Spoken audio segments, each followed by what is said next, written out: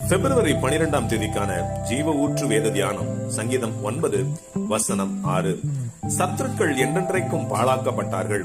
அவர்கள் பட்டணங்களை நிர்மூலமாக்கினீர். அவர்களை பற்றிய நினைவும் அற்றுப்போயிற்று என்பதே.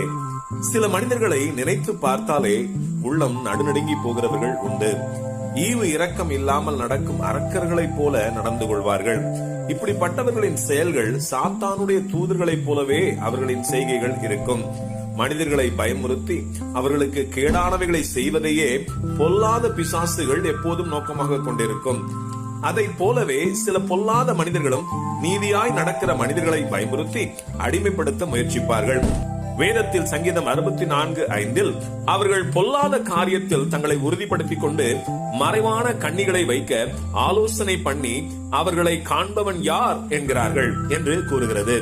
இந்த நாளில் இந்த தேவ வார்த்தையை கேட்டுக் கொண்டிருக்கிற நீங்கள் இப்படிப்பட்ட பொல்லாத மனிதர்களால் கலங்கி கொண்டிருக்கிறீர்களா?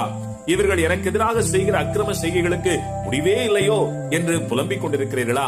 அடுத்து அவர்கள் எனக்கு எதிராக என்ன சூழ்ச்சி செய்ய போகிறார்களோ என்று அதையே எண்ணி எண்ணி புலம்பிக் கொண்டிருக்கிறீர்களா? நீதியாய் நியாயம் தீர்க்கிற கர்த்தராகிய இயேசுவை நோக்கி பாருங்கள்.